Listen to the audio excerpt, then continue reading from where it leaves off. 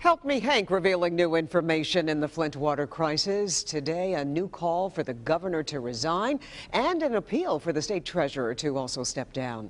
Now, this after state Democrats release information about a loan agreement with Flint that some say forced the city to continue using the contaminated water.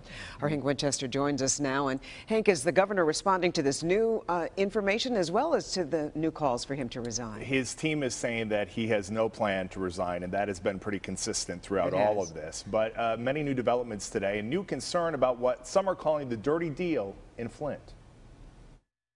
Flint, a new day, a new development. This one being served up by state Democrats who are now raising concerns about a loan the state issued to Flint's emergency manager in April 2015. By taking that loan, the city was allegedly required to continue using Flint water, even though many in the city had complained.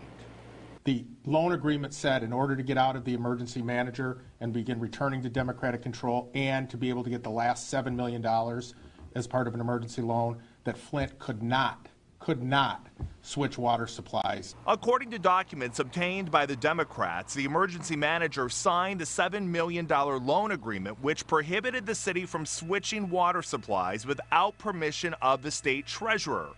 Now Democratic leaders calling on the state treasurer to resign, and that is not all. There's also a new call for the governor to resign, and that also coming from Lansing. For months, the problems in Flint were ignored by the administration. House Minority Leader Tim Grimel today calling for the governor's resignation, saying that the governor ignored urgent requests from those he appointed to address the problems that were clear and obvious in Flint. It is a culture created by the governor and for which he is ultimately responsible. It is because of this, and in light of all of this information, that I am calling on the governor to resign.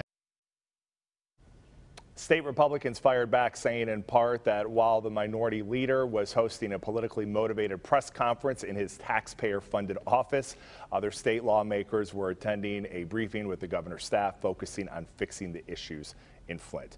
It is very clear this is a political issue, a mess, and obviously a big political issue and fight between Democrats and Republicans. Now tell us more about this ad campaign that focuses on people's displeasure with the governor. Yeah, in fact, this is an ad that's going to be rolling out in the Freep and the News. You can see it right there. It says, "Not welcome here, Governor Rick Snyder and anyone else who has poisoned Flint." This is a national women's group who has paid for this, has the funding behind it. This will appear in both newspapers and also, we're told, in the Flint Journal.